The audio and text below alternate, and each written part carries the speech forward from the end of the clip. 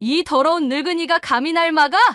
젊은 여자의 날카로운 손이 태수의 뺨을 강하게 때리는 순간 도시락 가방을 들고 막 도착한 민서의 입에서 짧은 비명이 터져 나왔습니다.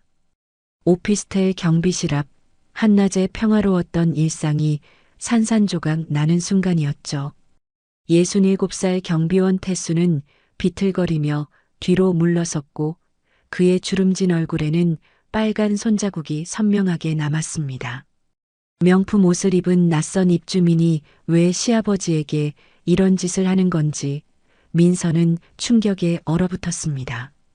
떨어뜨린 도시락 가방에서 따뜻한 된장찌개가 바닥으로 흘러나왔지만 그 누구도 그것을 신경 쓸 겨를이 없었습니다. 지금 사연 시작합니다. 새벽 5시 강남의 한 대형 오피스텔 경비실에 희미한 불빛이 켜져 있었습니다. 68살의 김태수는 밤새 켜놓은 모니터 화면을 응시하며 의자에서 일어났습니다.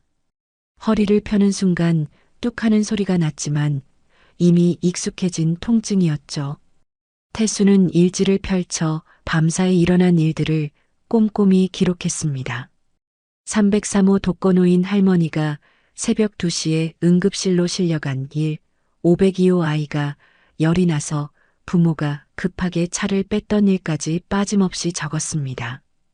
특히 독거노인 할머니 항목에는 빨간 펜으로 동그라미를 그려놓았습니다. 오늘 병원에 연락해서 상태를 확인해야겠다고 마음먹었죠. 경비실 한쪽 벽에 걸린 낡은 안전모가 눈에 들어왔습니다. 태수는 천천히 다가가 먼지를 털어냈습니다. 20년 전 건설 현장 소장으로 일할 때 썼던 것이었습니다. 그때만 해도 자신이 경비원이 될 줄은 꿈에도 몰랐었죠. IMF가 터지고 회사가 부도나면서 퇴직금 한 푼 못 받고 나왔을 때 그 안전모만 들고 나왔었습니다. 서랍을 열어 오래된 사진첩을 꺼냈습니다. 첫 장에는 동생 부부의 웃는 모습이 담겨 있었고 그 옆에는 10살 진호가 찡그린 표정으로 서 있었습니다. 태수의 손가락이 사진 속 진호의 얼굴을 쓸어내렸습니다. 벌써 25년이 흘렀습니다. 그 비 오던 날 교통사고로 동생 부부가 세상을 떠나고 혼자 남은 진호를 데려왔던 날이 아직도 생생했죠. 경비실 문이 열리며 교대 근무자인 박 씨가 들어왔습니다. 형님, 밤새 고생하셨습니다. 어제 또 진호가 전화했다면서요? 박 씨의 말에 태수는 깊은 한숨을 내쉬었습니다. 이번 달에만 3번째야. 돈 좀 빌려달라고. IT 회사 다닌다더니 맨날 돈 타령이야. 태수는 경비복을 벗으며 거울을 봤습니다. 희끗희끗한 머리카락과 깊게 패인 주름살이 세월의 무게를 말해주고 있었습니다. 그래도 건강한 것만으로도 감사해야 한다고 스스로를 다독였습니다. 6시가 되자 출근하는 입주민들이 하나둘 나타나기 시작했습니다. 태수는 한 명 한 명에게 정중히 인사를 건넸습니다. 안녕하세요. 좋은 아침입니다.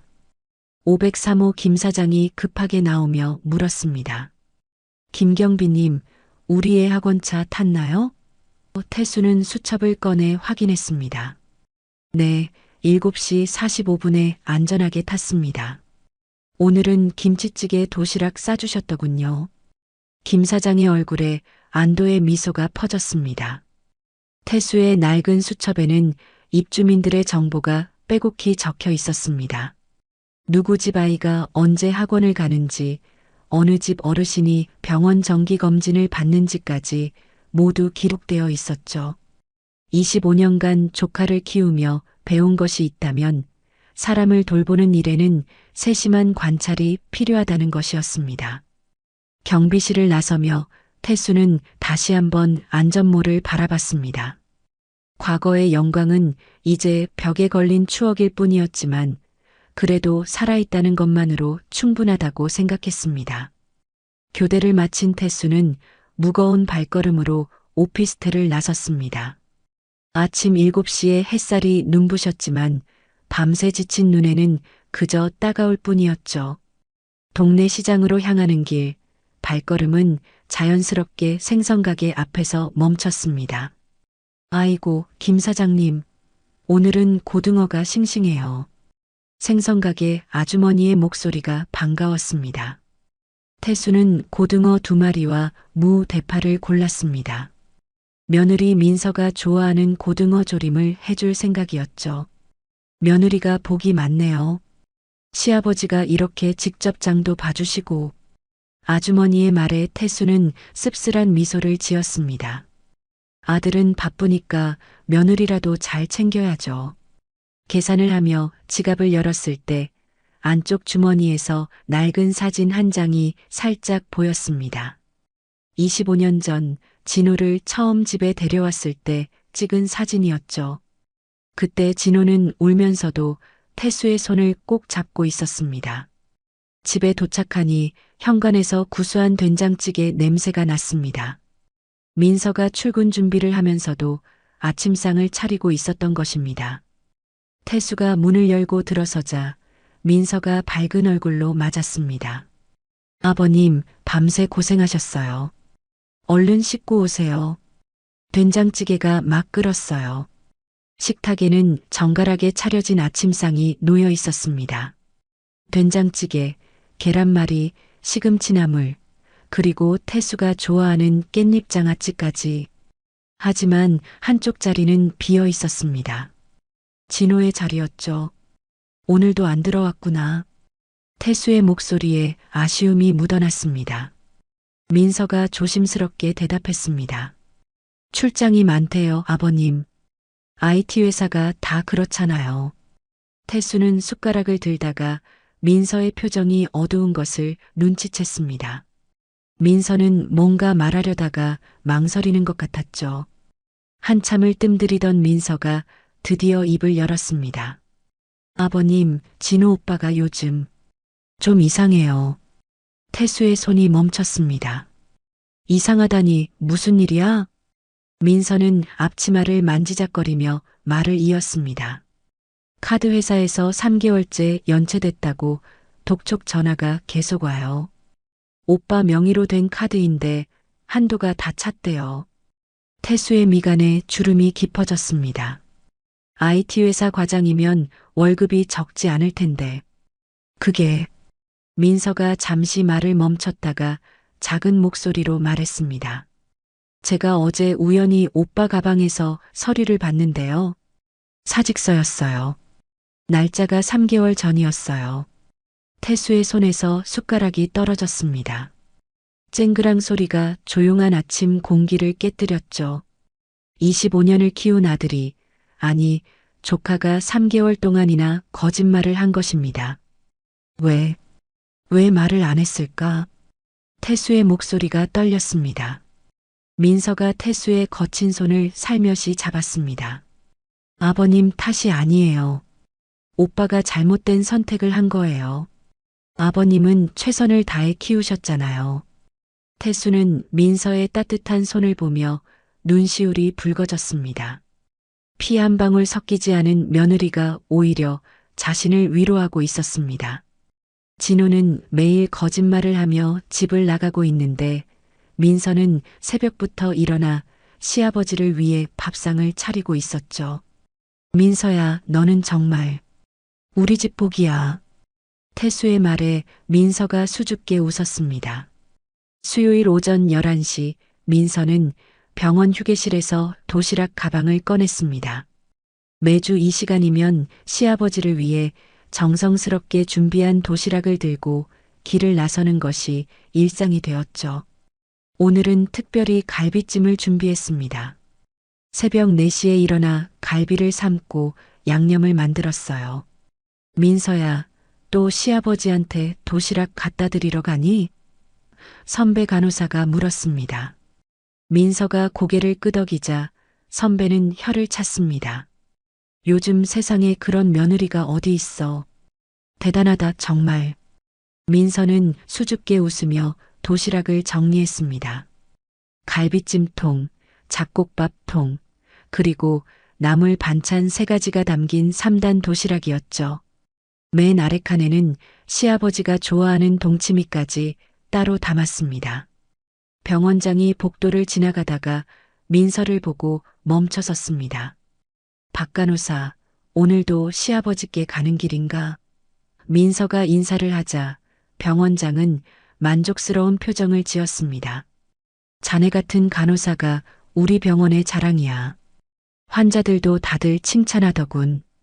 점심시간이 되자 민서는 택시를 잡았습니다. 오피스텔까지는 차로 15분 거리였지만 걸어가기엔 도시락이 무거웠죠. 택시기사가 뒷거울로 도시락 가방을 보며 물었습니다. 점심 배달 가시나요? 도시락이 꽤 많네요. 시아버지께 갖다 드리는 거예요. 민서가 대답하자 기사는 놀란 표정을 지었습니다. 아이고, 요즘 세상에 시아버지 도시락을 직접 갖다 드리는 며느리가 있나요? 대단하시네요. 택시가 오피스텔에 도착했을 때 민서는 이상한 광경을 목격했습니다. 경비실 앞에 고급 외제차가 주차되어 있었는데 차 안에는 2사람이 있었습니다. 한 명은 분명히 진호였어요.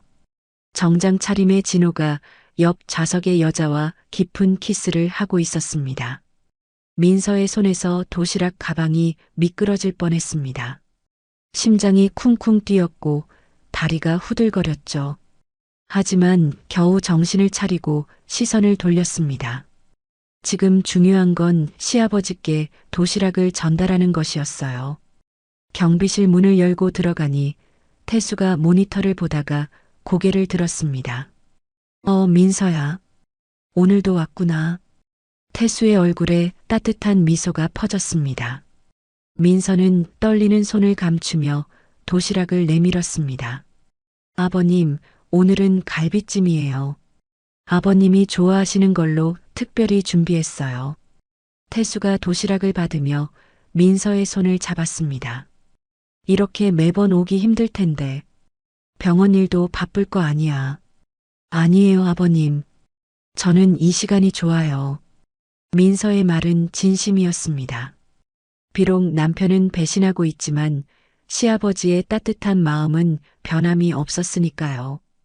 태수가 도시락을 열어보며 감탄했습니다. 이야, 갈비찜이네. 민서야, 너무 고생했어. 민서는 억지로 미소를 지으며 경비실을 나왔습니다. 밖에 있던 외제차는 이미 사라지고 없었죠. 하지만 민서의 마음속에는 방금 본 장면이 선명하게 남아 있었습니다. 진호가 다른 여자와 키스하던 모습이 계속 떠올랐어요. 걸어가는 민서의 어깨가 축 처져 있었습니다. 도시락을 전달하는 일상적인 수요일이 오늘따라 무척 무겁게 느껴졌습니다.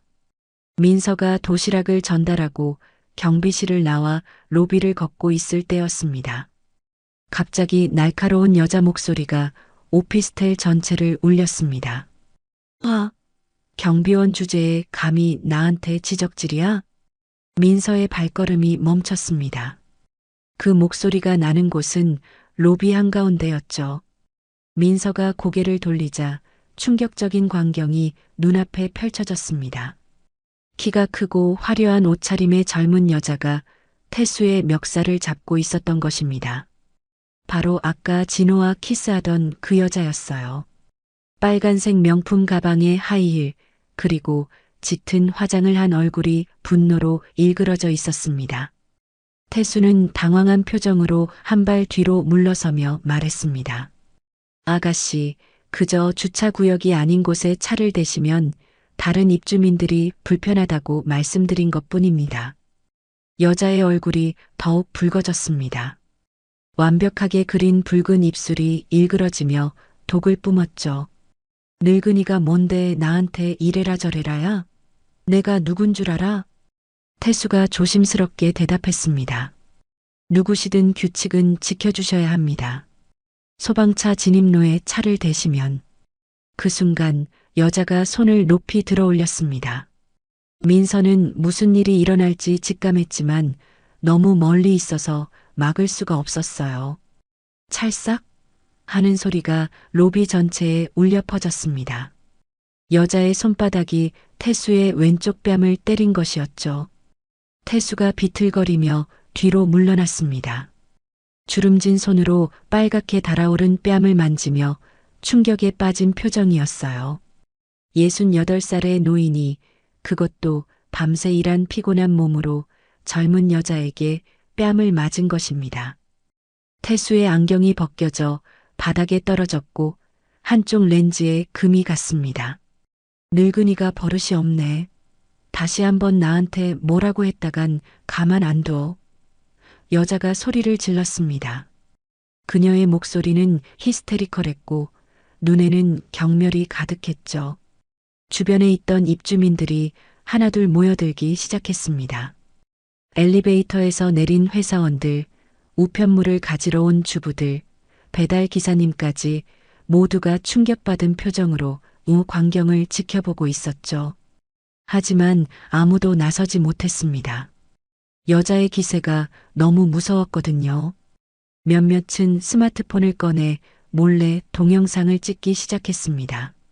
민서는 더 이상 참을 수 없었습니다. 도시락 가방을 바닥에 내려놓고 뛰어갔어요. 뭐 하는 짓이에요? 우리 아버님한테. 민서의 목소리에 여자가 고개를 돌렸습니다. 그녀의 눈이 민서를 위아래로 훑었죠. 병원 유니폼을 입은 민서를 보며 코웃음을 쳤습니다. 뭐야, 간호사? 월급이나 제대로 받아? 아버님? 이 늙은이가 당신 시아버지야? 여자가 비웃듯 물었습니다. 민서는 태수 앞에 서서 그를 보호하려 했습니다. 떨어진 안경을 주워 태수에게 건네며 말했죠. 네, 우리 아버님이에요. 당장 사과하세요. 바로 그때 로비 입구에서 진호가 나타났습니다. 정장 차림의 진호는 이 상황을 보고 얼굴이 하얗게 질렸죠. 눈이 휘둥그레져서 여자와 태수 그리고 민서를 번갈아 봤습니다. 손에 들고 있던 커피가 바르르 떨렸어요. 여자가 진호를 보며 말했습니다. 진호 씨, 이 늙은 경비원이 나한테 뭐라고 하는데 좀 해결해줘요. 민서가 진호를 향해 소리쳤습니다. 진호 오빠, 이 여자가 아버님을 때렸어요. 여자가 놀란 표정으로 진호를 쳐다봤습니다. 뭐, 아버님? 진호 씨, 이 경비원이 당신 아버지예요? 진호의 입이 떨렸습니다. 잠시 망설이더니 믿을 수 없는 말을 내뱉었죠. 무슨 소리야? 난 이 사람 모르는데. 태수의 눈이 흔들렸습니다. 25년을 키운 조카가 법적으로 아들이 된 진호가 자신을 모른다고 했습니다. 태수의 다리가 후들거렸고 경비실 벽에 기대야만 했죠. 가슴이 찢어지는 것 같았습니다. 민서가 분노에 찬 목소리로 외쳤습니다. 진호 오빠, 어떻게 아버님을? 진호가 차갑게 민서를 쳐다봤습니다. 민서야, 오해하지 마. 이분은 그냥 양아버지일 뿐이야. 진짜 아버지는 아니잖아. 여자가 다시 끼어들었습니다. 양아버지? 그것도 경비원이? 진호 씨, 나한테는 대기업 임원이라고 했잖아요. 진호의 얼굴이 붉어졌습니다. 거짓말이 들통난 것이었죠. 하지만 그는 여전히 태수를 외면했습니다. 유라 씨, 나중에 설명할게요. 지금은 그냥 가요. 유라라는 이름의 여자가 경멸하듯 태수를 다시 봤습니다. 경비원이 양아버지라니. 진호 씨, 당신 정말 사기꾼이네요. 태수는 떨리는 손으로 뺨을 만지며 진호를 바라봤습니다. 그 눈에는 배신감과 슬픔이 가득했어요. 10살 때부터 키운 아이가 대학 등록금을 마련하려고 새벽부터 밤까지 일했던 그 아이가 지금 자신을 부정하고 있었습니다. 태수의 눈가에 눈물이 맺혔지만 떨어뜨리지는 않았습니다.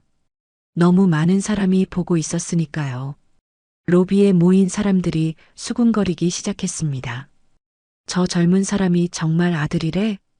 양아버지를 저렇게 대하다니 요즘 젊은 사람들은 정말.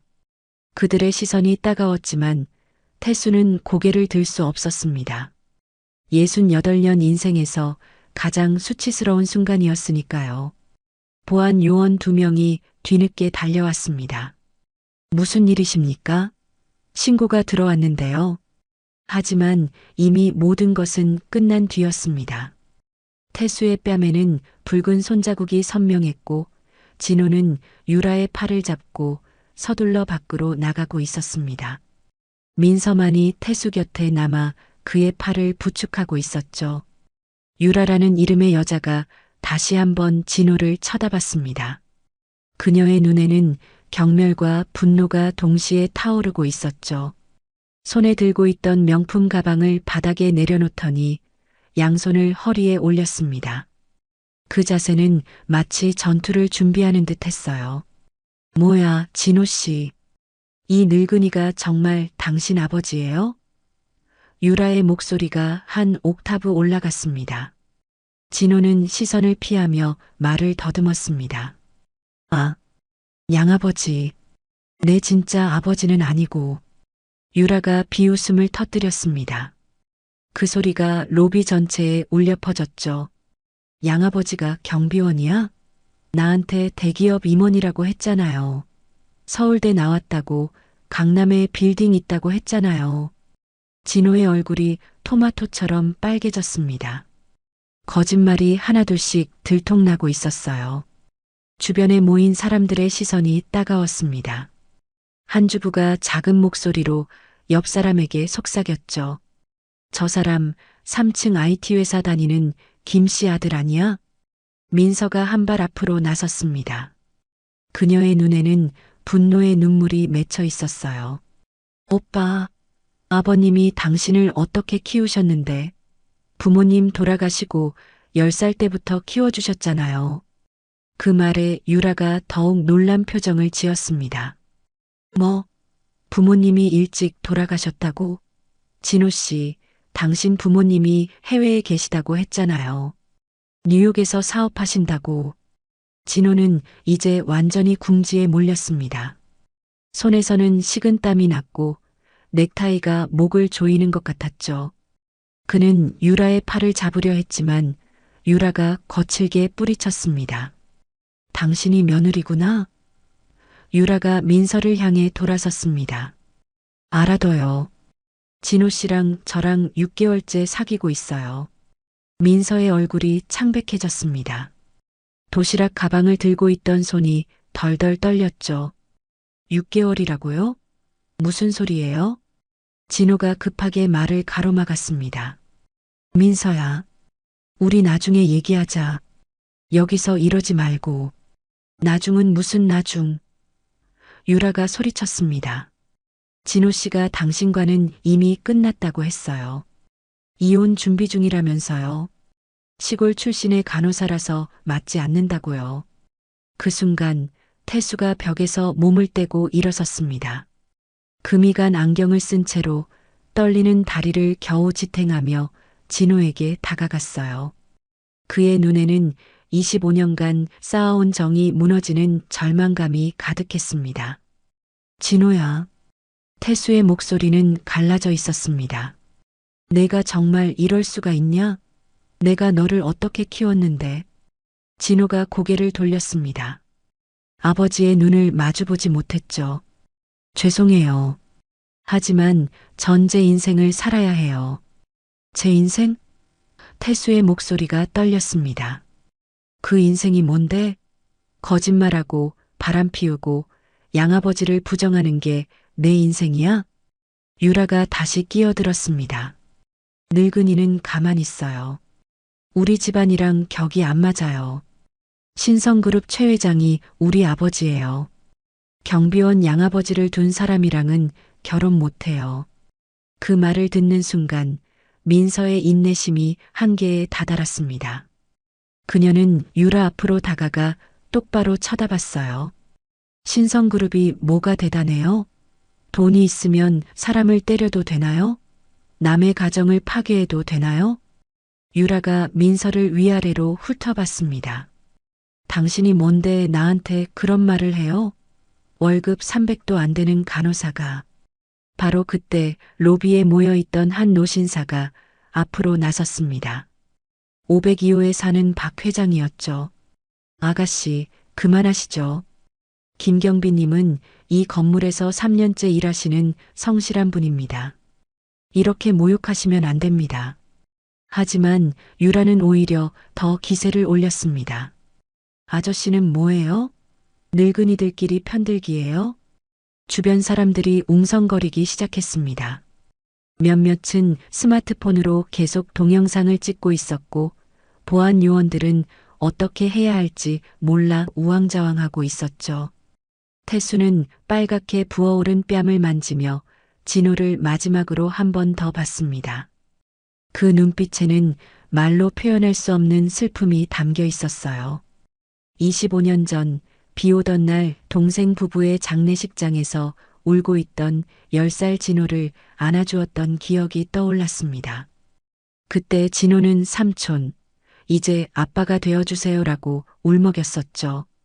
진호야, 마지막으로 묻겠다. 태수의 목소리는 이제 거의 들리지 않을 정도로 작았습니다. 정말 나를 모른다는 거니? 정말 우리가 남이란 말이니? 진호는 여전히 시선을 피한 채 대답했습니다. 죄송합니다. 하지만 저도 제 미래를 생각해야 해요. 그 순간 로비 입구에서 누군가의 목소리가 들렸습니다. 무슨 소란이죠? 모든 사람의 시선이 입구로 향했습니다. 정장을 입은 중년 남성이 서 있었는데 그의 표정은 매우 진지했습니다. 오피스텔 관리소장이었죠. 지금 무슨 일입니까? 입주민분들이 소란스럽다고 신고가 여러 건 들어왔는데요. 유라가 관리소장을 보며 말했습니다. 이 경비원을 당장 해고하세요. 손님한테 무례하게 굴었어요. 관리소장이 태수의 부어오른 뺨을 보고 놀란 표정을 지었습니다. 김경비님, 괜찮으십니까? 태수는 고개를 저으며 경비실로 걸어갔습니다. 그의 등은 이전과는 달리 완전히 굽어 있었고 발걸음은 무거웠습니다. 민서가 태수를 따라가려 했지만 진호가 민서의 팔을 잡았습니다. 민서야, 우리 얘기 좀 하자. 민서가 진호의 손을 뿌리쳤습니다. 그녀의 눈에서 눈물이 흘러내렸지만 목소리는 단호했죠. 얘기할 게 뭐가 있어요? 오빠는 이미 선택했잖아요. 로비의 소란이 절정에 달했을 때 갑자기 엘리베이터에서 정장 차림의 중년 남성이 내렸습니다. 은회색 머리를 단정하게 넘긴 그는 위험 있는 걸음걸이로 다가왔죠. 모든 사람의 시선이 그에게로 향했습니다. 무슨 소란이? 남자가 말을 시작하다가 갑자기 멈췄습니다. 그의 눈이 크게 떠졌고 입이 벌어졌어요. 경비실 앞에 서 있는 태수를 본 것이었습니다. 김태수 소장님. 태수도 놀란 표정으로 남자를 바라봤습니다. 금이 간 안경 너머로 본 그 얼굴이 낯익었죠. 정대리? 남자는 정연택이었습니다. 이제는 이 오피스텔 건물의 소유주가 된 정연택 회장이었죠. 그가 급하게 태수에게 다가가더니 놀랍게도 90도로 허리를 숙였습니다. 로비에 있던 모든 사람이 숨을 죽였어요. 은인이십니다. 20년 만입니다. 정연택의 목소리는 감격으로 떨리고 있었습니다. 유라와 진호가 당황한 표정으로 서로를 바라봤습니다.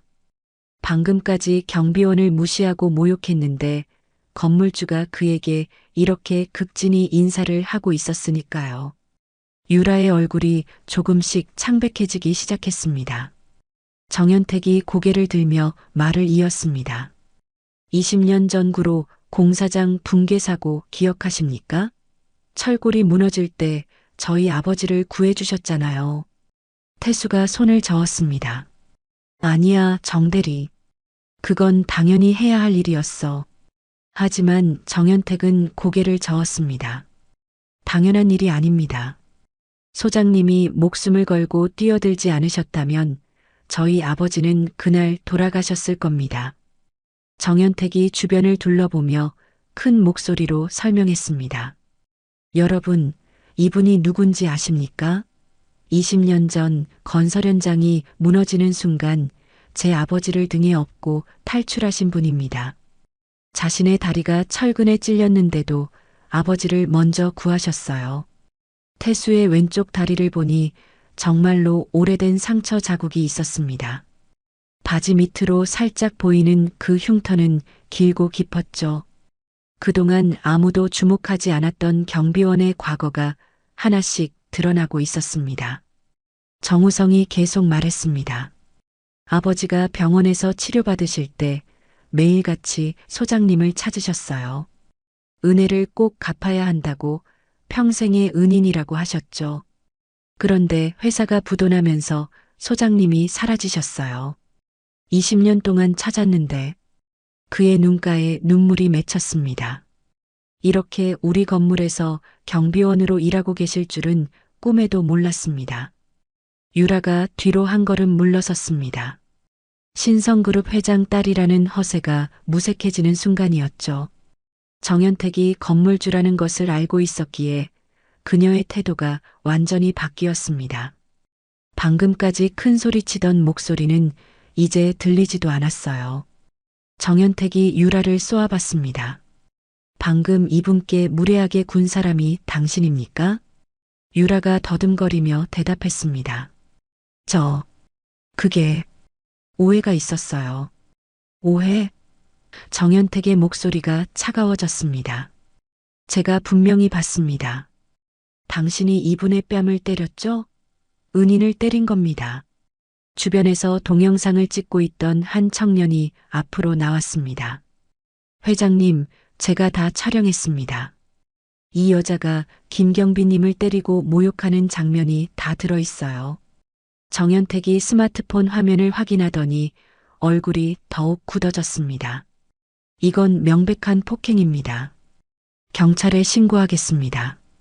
유라가 급하게 말했습니다. 아니에요. 제가 사과할게요. 죄송합니다.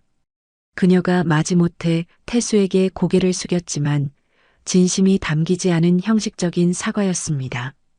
태수는 여전히 충격에서 벗어나지 못한 표정으로 서 있었죠.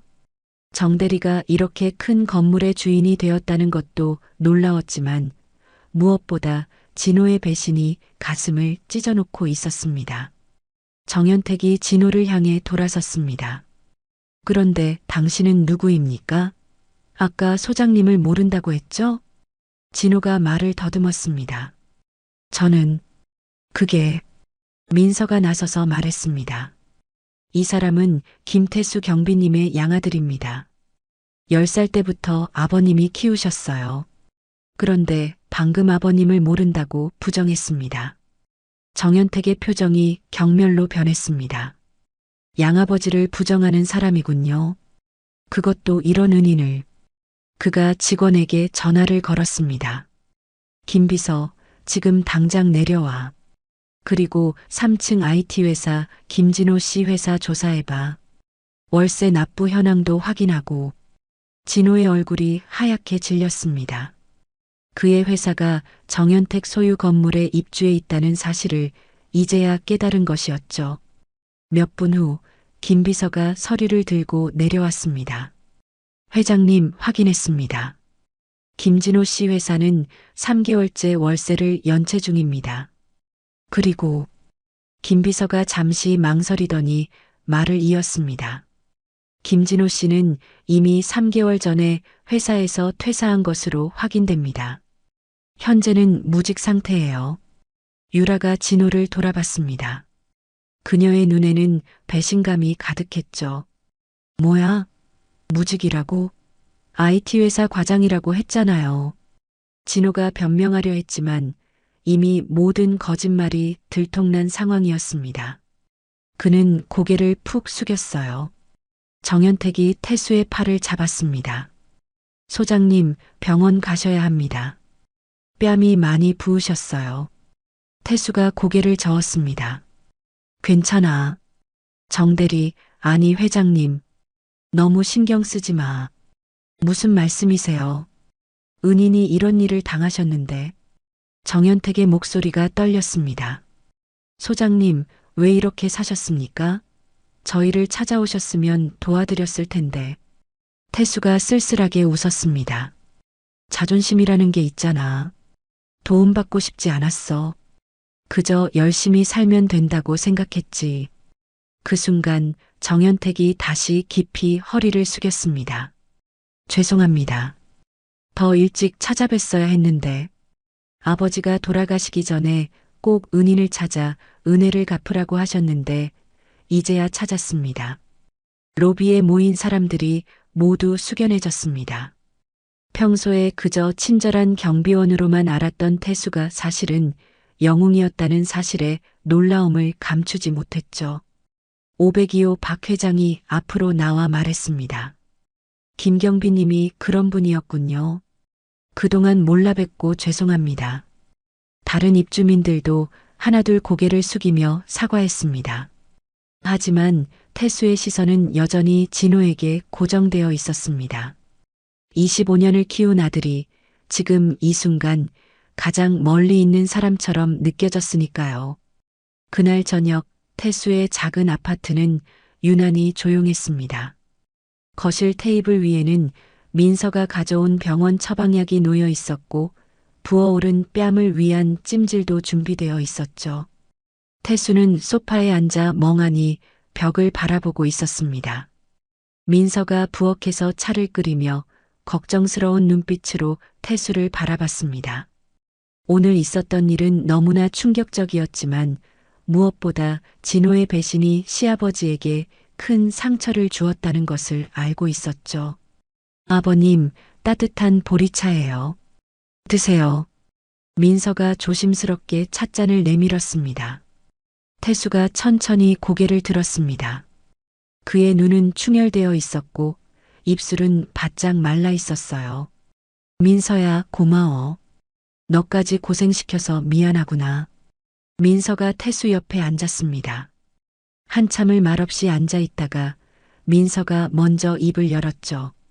아버님, 오늘 정말 충격받으셨죠? 저도 진호 오빠가 그럴 줄은 몰랐어요. 태수가 깊은 한숨을 내쉬었습니다. 내가 뭘 잘못 가르친 걸까? 25년을 키웠는데 어디서부터 잘못된 걸까? 민서가 태수의 거친 손을 살며시 잡았습니다. 아버님, 잘못이 아니에요. 오빠가 잘못된 선택을 한 거예요. 태수가 민서를 바라봤습니다. 그 눈빛에는 감사함과 미안함이 동시에 담겨 있었죠.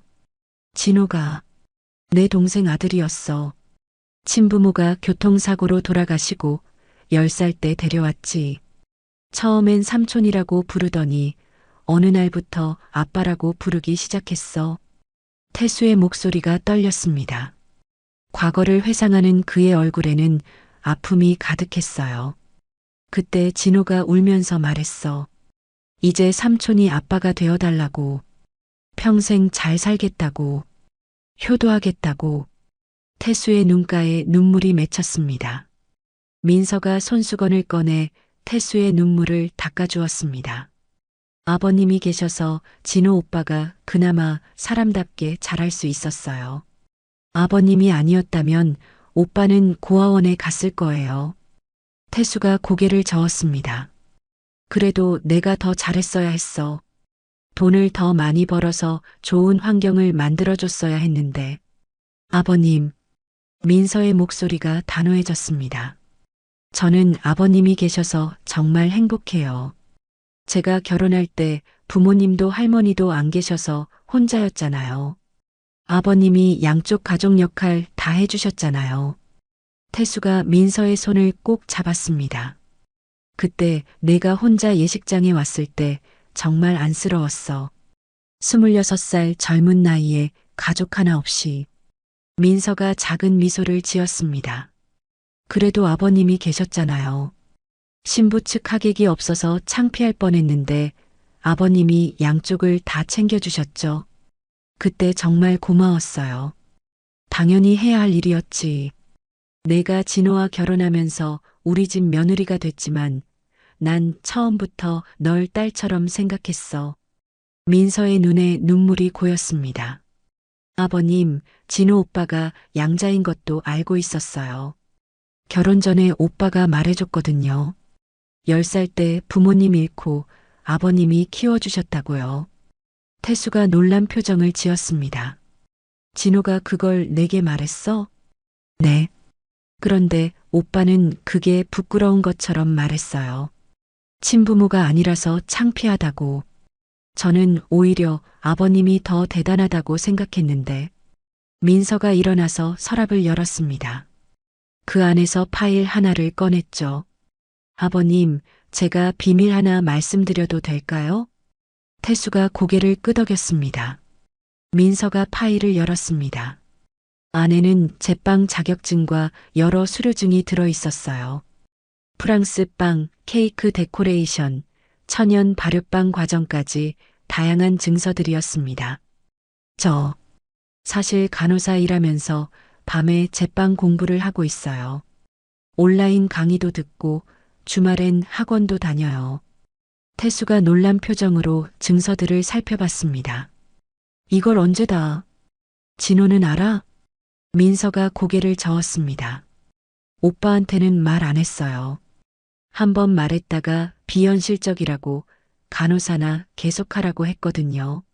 민서가 창밖을 바라보며 말을 이었습니다. 언젠가 작은 빵집을 열고 싶어요. 소아암 병동 아이들을 위한 건강한 빵을 만들고 싶거든요. 병원에서 일하면서 아픈 아이들을 많이 봤어요. 그 아이들이 맛있게 먹을 수 있는 빵을 만들고 싶어요. 태수가 감동한 표정으로 민서를 바라봤습니다. 정말 좋은 꿈이구나.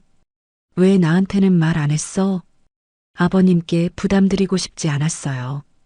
그리고 민서가 잠시 말을 멈췄다가 이어갔습니다. 오빠가 요즘 이상해서 말할 타이밍을 못 찾았어요. 태수가 민서의 어깨를 토닥였습니다.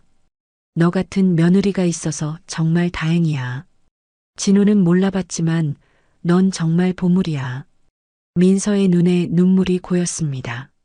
아버님이 제 진짜 아버지였으면 좋겠어요. 혈연보다 정이 더 중요한 거잖아요. 태수도 눈시울이 붉어졌습니다. 그래, 넌 이미 내 딸이야. 진짜 딸이야. 두 사람은 한참 동안 서로의 손을 잡고 있었습니다. 밖에서는 저녁 노을이 지고 있었고 작은 아파트 안은 따뜻한 정으로 가득 차 있었죠. 민서가 일어서며 말했습니다. 아버님, 제가 저녁 준비할게요. 오늘은 아버님이 좋아하시는 김치찌개 끓일게요. 태수가 민서를 바라보며 생각했습니다. 피 한 방울 섞이지 않았지만 이 아이가 진호보다 훨씬 더 자신의 진짜 가족 같다고. 25년간 키운 조카는 자신을 부정했지만 3년 된 며느리는 자신을 아버지로 모시고 있었습니다. 부엌에서 칼질 소리가 들려왔습니다. 민서가 팔을 썰고 있는 소리였죠. 태수는 그 소리를 들으며 눈을 감았습니다. 오늘 있었던 충격적인 일들이 머릿속을 스쳐 지나갔지만 지금 이 순간만큼은 평온했습니다. 진정한 가족이 무엇인지 이제야 알 것 같았으니까요. 다음 날 오후 2시 정현택 회장이 태수를 고급 레스토랑으로 초대했습니다. 강남의 한 호텔 최상층에 위치한 그곳은 태수가 평생 가볼 일이 없을 것 같던 곳이었죠. 크리스털 샹들리에가 빛나고 하얀 테이블보가 깔린 테이블들이 줄지어 있었습니다. 태수는 낡은 정장을 꺼내 입었지만 여전히 어색했습니다. 허리를 구부리고 조심스럽게 걸었죠. 하지만 정현택은 태수를 마치 귀한 손님처럼 대접했습니다. 직원들에게 특별히 신경 쓰라고 지시했고 가장 좋은 자리로 안내했어요. 소장님, 그동안 어떻게 지내셨습니까? 정현택이 와인을 따르며 물었습니다. 태수가 쓴웃음을 지었습니다. 뭐 보다시피야. IMF 이후로 계속 이렇게 살았지. 회사가 부도나고 퇴직금도 못 받았어. 경비원이라도 해야 먹고 살 수 있었으니까. 정현택의 표정이 어두워졌습니다. 소장님이 이렇게 어렵게 사셨다니. 정말 죄송합니다. 더 일찍 찾아뵀어야 했는데. 태수가 손을 저었습니다. 아니야, 내가 숨어 지낸 거지. 자존심이라는 게 있잖아. 남한테 손 벌리고 싶지 않았어. 정연택이 잠시 망설이다가 조심스럽게 물었습니다. 참, 그 젊은 남자가 소장님 아들이라면서요? 아까 양아들이라고 했던데. 태수의 얼굴이 굳어졌습니다. 진호 말이지. 내 동생 아들이었어. 25년 전에 동생 부부가 교통사고로 돌아가시고 10살짜리를 내가 데려와 키웠지. 법적으로 양자 입양까지 했어. 그런데 왜 소장님을 모른다고. 정연택이 이해할 수 없다는 표정을 지었습니다. 태수가 한숨을 쉬었습니다. 최근에 IT 회사 다닌다고 했는데 거짓말이었나 봐. 정연택이 휴대폰을 꺼내 비서에게 전화를 걸었습니다. 김 비서, 김진호 씨 회사 조사 결과 어떻게 됐어? 스피커폰으로 들리는 김 비서의 목소리가 선명했습니다. 회장님, 확인 결과 김진호 씨가 다니던 회사는 우리 건물 3층에 입주했던 스타트업인데요. 3개월째 월세가 밀려서 지난달에 강제 퇴거 조치했습니다. 태수가 충격받은 표정을 지었습니다. 강제 퇴거라고? 김 비서가 계속 말했습니다. 네. 그리고 김진호 씨는 이미 3개월 전에 회사에서 퇴사한 것으로 확인됩니다. 업무 태만과 무단 결근으로 해고되었다고 합니다. 정연택이 전화를 끊고 태수를 바라봤습니다. 소장님, 아드님이 3개월 동안 거짓말을 한 것 같습니다. 태수의 손이 떨렸습니다. 물잔을 잡으려다가 놓쳤고 물이 테이블보에 쏟아졌죠. 정연택이 급하게 냅킨으로 닦아주었습니다. 더 충격적인 건 정연택이 말을 이었습니다. 오늘 그 여자 최유라 씨 말입니다. 조사해보니 신성그룹과는 아무 관계가 없는 사람이에요. 태수가 놀란 눈으로 정연택을 봤습니다. 그럼 그 여자도 사기꾼이란 말이야? 정연택이 태블릿을 꺼내 화면을 보여줬습니다. 최유라 32살. 사기 전과 3범입니다. 결혼 사기로 2번, 투자 사기로 1번 전과가 있어요. 지금도 집행유예 기간 중이고요. 태수가 머리를 감싸쥐었습니다. 자신이 25년간 키운 아들이 사기꾼과 연애를 하고 있었고 그것도 아내와 양아버지를 속이면서였습니다. 소장님, 제가 도와드리겠습니다. 정연택이 진지한 표정으로 말했습니다. 일단 그 여자는 고소하겠습니다. 오늘 소장님을 폭행한 것도 있고 사기 혐의도 있으니까요. 태수가 고개를 저었습니다. 아니야, 그냥 두자. 진호가 선택한 길이니까. 하지만 정연택은 단호했습니다. 안 됩니다. 은인을 때린 사람을 그냥 둘 수 없어요. 그리고 그가 잠시 말을 멈췄다가 이어갔습니다. 소장님께 꼭 드리고 싶은 말씀이 있습니다. 정연택이 서류 가방에서 봉투를 꺼냈습니다. 병원 로고가 찍힌 봉투였죠. 그의 표정이 갑자기 무거워졌습니다. 사실 제가 소장님을 이렇게 급하게 찾은 이유가 있습니다. 정연택의 목소리가 떨렸습니다. 저희 아버지가 작년에 돌아가시기 전에 유언을 남기셨어요. 은인을 꼭 찾아서 보답하라고 하셨죠. 태수가 놀란 표정을 지었습니다. 그래, 정 회장이 돌아가셨구나. 몰랐어. 삼가 고인의 명복을 빕니다. 감사합니다. 정연택이 담담하게 말했습니다. 아버지는 돌아가시는 순간까지 소장님을 찾으셨어요. 그날 소장님이 아니었다면 자신은 20년을 더 못 살았을 거라고 그 20년 동안 저희 가족이 누린 모든 행복이 소장님 덕분이라고 하셨죠. 정연택이 또 다른 서류를 꺼냈습니다. 변호사 사무실 봉투였죠. 소장님, 이건 아버지의 유언장입니다. 아버지가 은인을 찾으면 꼭 전달하라고 하신 겁니다. 태수가 놀라서 손을 저었습니다. 아니야, 그런 건 필요 없어. 난 당연한 일을 했을 뿐이야. 아버지가 남기신 금액이 50억입니다. 정연택의 말에 레스토랑 안이 조용해졌습니다. 아버지 개인 재산에서 따로 떼어놓으신 거예요. 은인을 위한 돈이라고 하셨죠. 태수가 숨을 제대로 쉴 수 없었습니다. 50억이라는 금액은 상상도 할 수 없는 돈이었죠. 평생 경비원으로 일해도 만질 수 없는 돈이었습니다. 정 회장, 이건 너무 큰 돈이야. 받을 수 없어. 정연택이 고개를 저었습니다.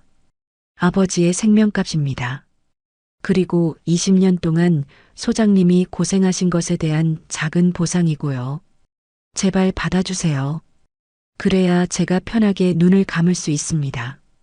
태수의 눈에 눈물이 고였습니다.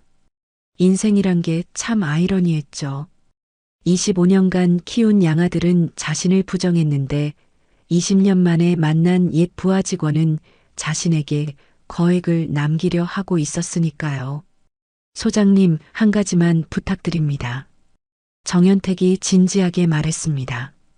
이 돈을 좋은 일에 써주세요. 소장님이 평소 하고 싶었던 일이나 도움이 필요한 사람들을 위해서요. 태수가 천천히 고개를 끄덕였습니다. 거절할 수 없는 진심이 느껴졌으니까요. 일주일 후 정연택이 태수를 자신의 사무실로 초대했습니다. 강남의 고층 빌딩 최상층에 위치한 회장실은 서울 전경이 한눈에 들어오는 곳이었죠. 벽면에는 선대 회장인 아버지의 사진이 크게 걸려 있었습니다. 소장님, 오늘은 중요한 결정을 하려고 모셨습니다. 정연택이 커피를 따르며 말했습니다. 태수는 여전히 이 호화로운 공간이 낯설었습니다. 조심스럽게 소파에 앉아 주변을 둘러봤죠. 책상 위에는 가족 사진이 하나도 없었습니다. 정연택이 혼자 살고 있다는 것을 짐작할 수 있었어요. 정 회장, 지난번에 말한 유산 얘기는 정말 부담스러워. 다시 생각해보지 않겠나?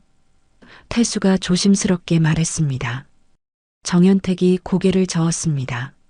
아버지의 유언은 바꿀 수 없습니다. 그리고 그가 서류 가방에서 또 다른 봉투를 꺼냈습니다. 오늘은 그것 말고도 드릴 말씀이 있어요.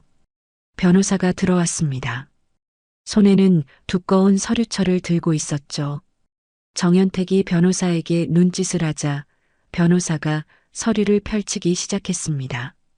김태수님, 이 서류는 정연택 회장님의 개인 증여 계약서입니다. 변호사가 설명했습니다.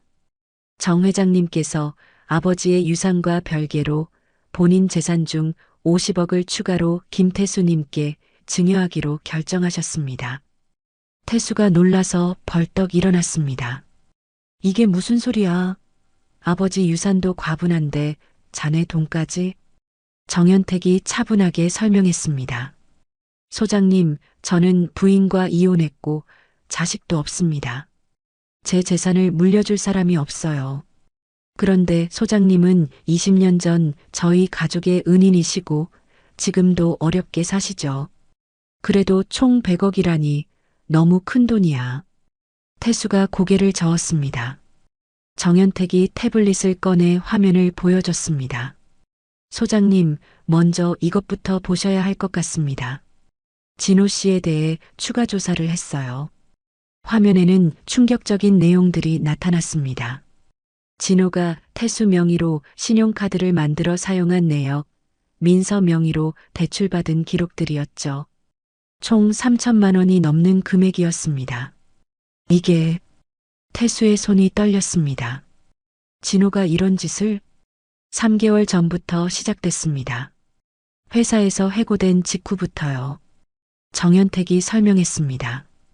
최유라와 호화롭게 지내느라 이런 범죄를 저질렀죠.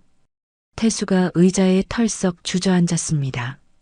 25년간 키운 양아들이 자신과 며느리를 상대로 금융범죄를 저질렀다니 믿을 수 없었어요. 경찰에 신고하시겠습니까? 변호사가 물었습니다. 태수는 한참을 망설이다가 고개를 저었습니다. 아니요. 제가 갚겠습니다. 정연택이 안타까운 표정을 지었습니다. 소장님, 이래서 제가 도와드리려는 겁니다. 소장님은 너무 선하세요. 그런 분이 이런 배신을 당하시는 걸 볼 수 없습니다. 정연택이 창밖을 바라보며 말을 이었습니다. 소장님, 며느님 얘기를 들었습니다. 박민서 간호사 말입니다. 태수가 놀란 눈으로 정연택을 봤습니다. 병원에서 물어봤어요. 정말 훌륭한 분이더군요. 매일 시아버지 도시락을 싸서 가져다 드리고 밤에는 제빵 공부를 한다면서요? 태수가 고개를 끄덕였습니다. 민서는 정말 좋은 아이예요. 진호보다 훨씬 더 내 가족 같아요. 그럼 이 돈으로 진짜 가족을 도와주세요. 정연택이 진지하게 말했습니다. 민서 씨가 꿈꾸는 베이커리를 열어주세요. 소아암 아이들을 위한다고 들었습니다. 태수의 눈에 눈물이 고였습니다. 정연택의 제안이 가슴을 울렸어요. 그리고 한 가지 더 말씀드릴 게 있습니다. 정연택이 또 다른 서류를 꺼냈습니다. 최유라 씨를 더 조사했더니 화면에 새로운 정보가 떴습니다. 유라가 다른 남자들과 만나는 사진들이었죠. 진호와 사귀는 동시에 두세 명의 남자를 더 만나고 있었던 것입니다. 결혼 사기 전문가입니다. 진호 씨도 그 중 한 명일 뿐이에요. 돈이 떨어지면 바로 버릴 겁니다. 태수가 한숨을 쉬었습니다. 진호가 불쌍하네. 모든 걸 버리고 선택한 여자가. 바로 그때 노크 소리가 들리고 문이 열렸습니다. 민서가 들어왔습니다. 점심시간을 이용해 정연택 회장실까지 찾아온 것이었죠. 아버님, 여기 계셨네요. 민서가 밝게 인사했습니다. 정 회장님도 안녕하세요. 정연택이 민서를 보며 미소를 지었습니다. 박 간호사님, 타이밍이 좋으시네요. 마침 중요한 얘기를 하고 있었습니다. 민서가 의아한 표정으로 태수를 봤습니다. 태수의 표정이 어두웠죠. 아버님, 무슨 일 있으세요? 태수가 민서의 손을 잡았습니다. 민서야, 너에게 미안한 일이 생겼다. 태수가 민서의 손을 잡으며 말을 이었습니다. 진호가 내 명의로 대출을 받았더구나. 3천만 원이 넘는다고 정 회장이 알려줬어. 민서의 얼굴이 창백해졌습니다. 자신도 어렴풋이 의심하고 있었지만 확인된 사실을 듣자 충격이 컸죠. 제 명의로요? 어떻게 그럴 수가. 정연택이 태블릿을 민서에게 보여줬습니다. 진호 씨가 민서 씨의 개인정보를 이용해서 온라인 대출을 받았습니다. 서류도 위조했고요.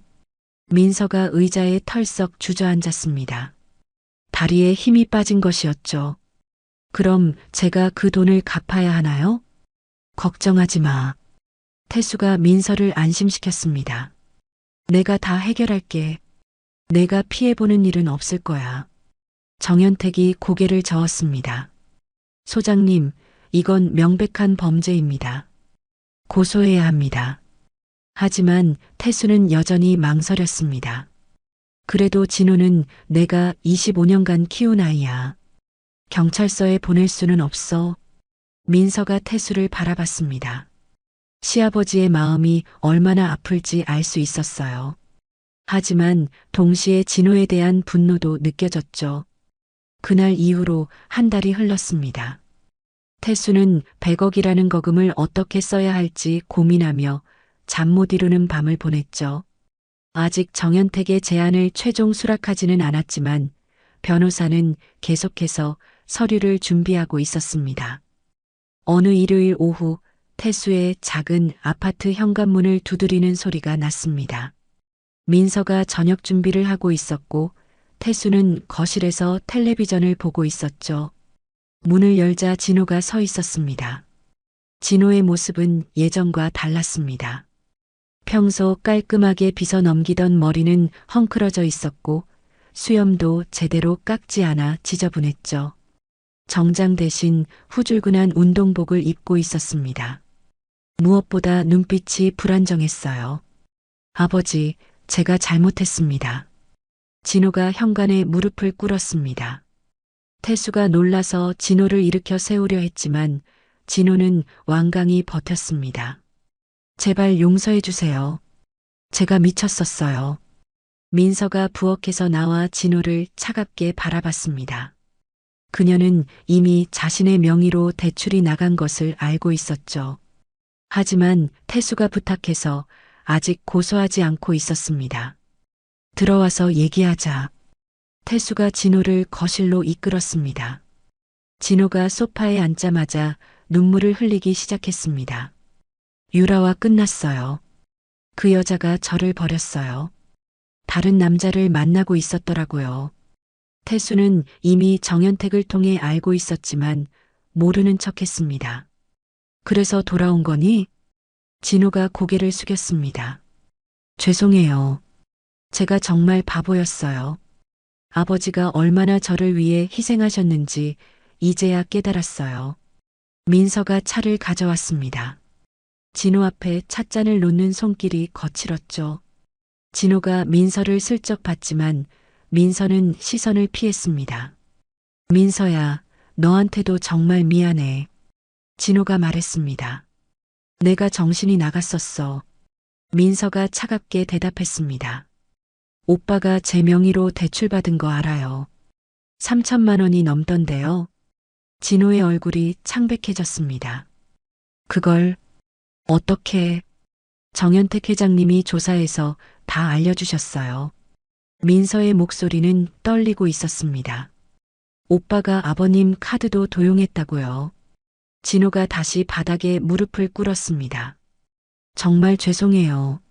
제가 다 갚을게요. 일자리를 구해서라도. 태수가 한숨을 쉬었습니다. 일어나. 무릎 꿇는다고 해결될 일이 아니야. 진호가 일어나서 다시 소파에 앉았습니다. 그의 손이 계속 떨리고 있었죠. 마치 무언가에 쫓기는 사람처럼 불안해 보였습니다. 아버지, 사실. 진호가 말을 꺼내다가 멈췄습니다. 그리고 다시 용기를 내어 말했죠. 아버지가 50억을 받으신다고 들었어요. 태수와 민서가 동시에 진호를 쳐다봤습니다. 어떻게 그 사실을 알았을까요? 진호가 계속 말했습니다. 정연택 회장 회사 직원한테 들었어요. 아버지가 큰 돈을 받으실 거라고.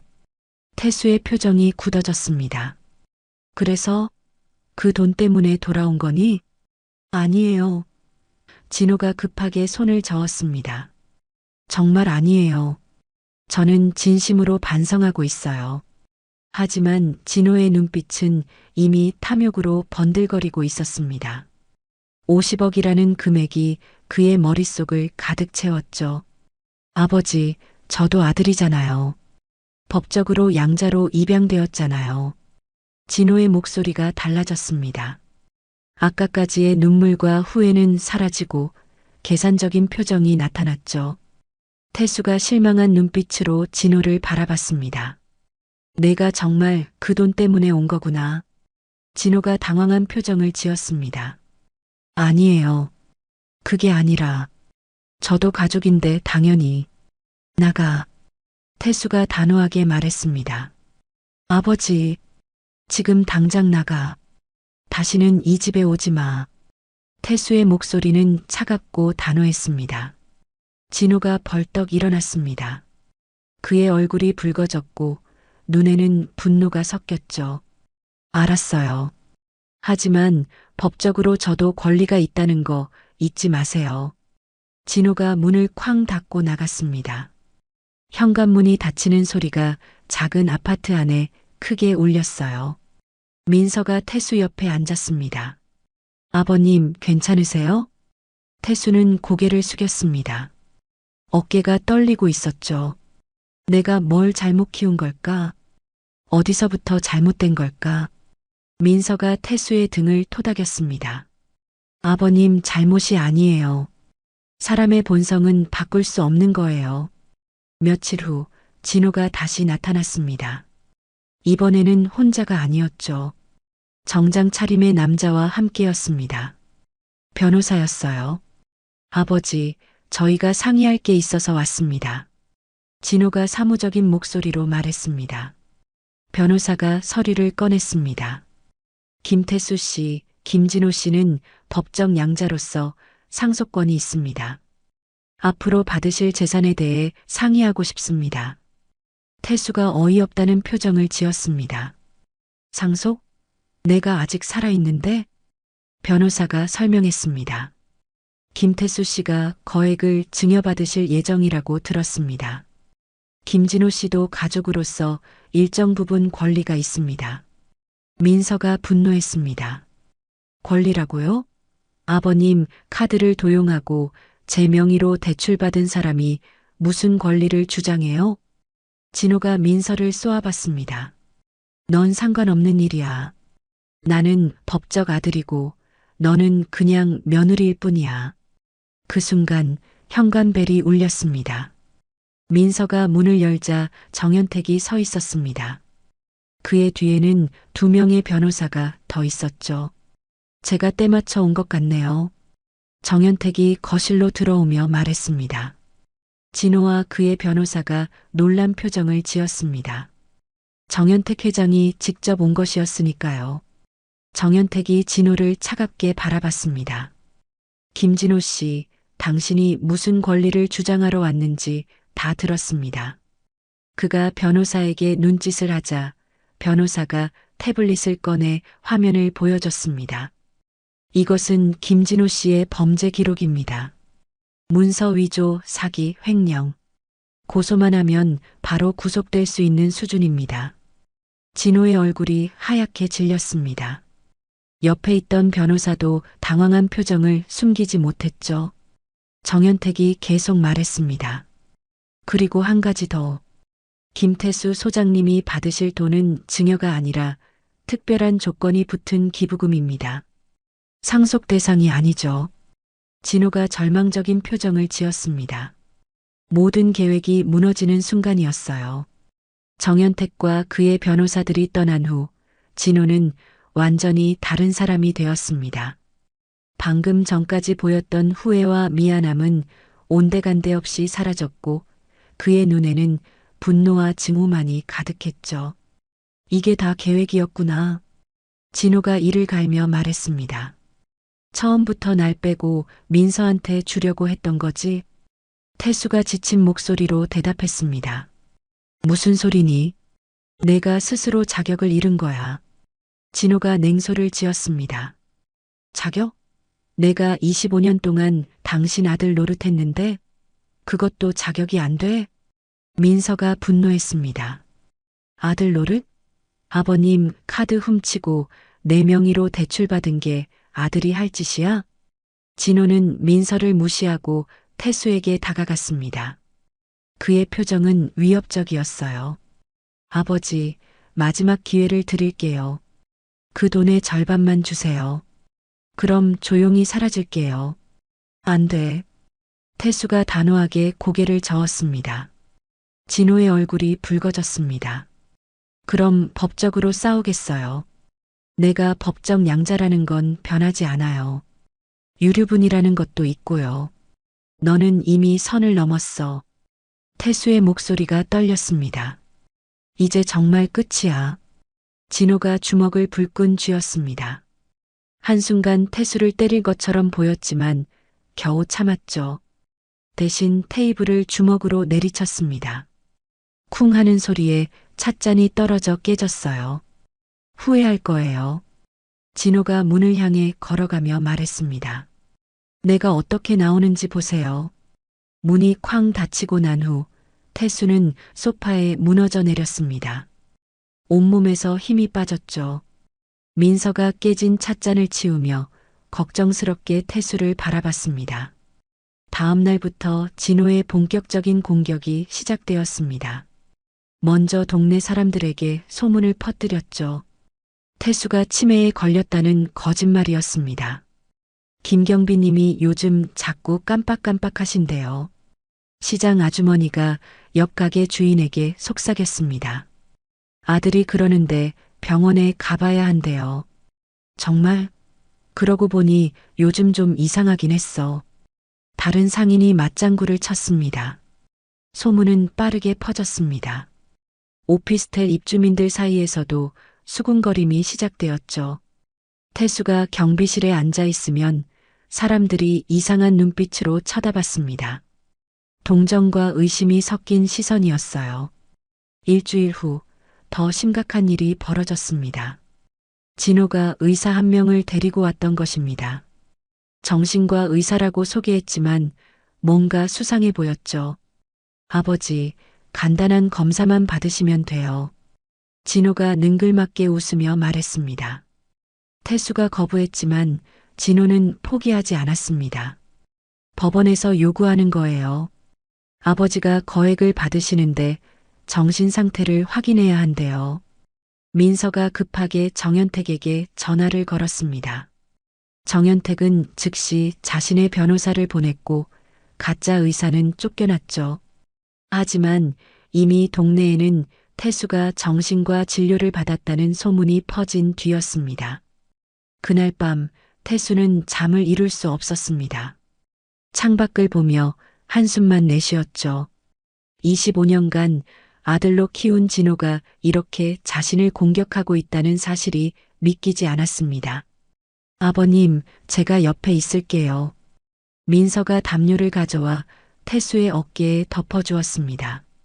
태수가 민서를 바라봤습니다. 그 눈에는 깊은 슬픔이 담겨 있었어요. 민서야, 내가 정말 치매에 걸린 건 아니겠지? 무슨 말씀이세요? 아버님은 정말 건강하세요. 민서가 태수의 손을 꼭 잡았습니다. 하지만 계속되는 소문과 스트레스로 태수의 건강은 실제로 나빠지기 시작했습니다. 밤에 잠을 못 자니 낮에 졸리고 식욕도 없어졌죠. 체중이 일주일 만에 3kg이나 빠졌습니다. 오피스텔 관리소장이 태수를 불렀습니다. 김경비님, 죄송하지만 입주민들이 불안해해요. 경비원이 치매라는 소문이. 태수가 충격을 받았습니다. 그게 무슨... 저도 믿지 않지만 입주민들이 교체를 요구하고 있어요.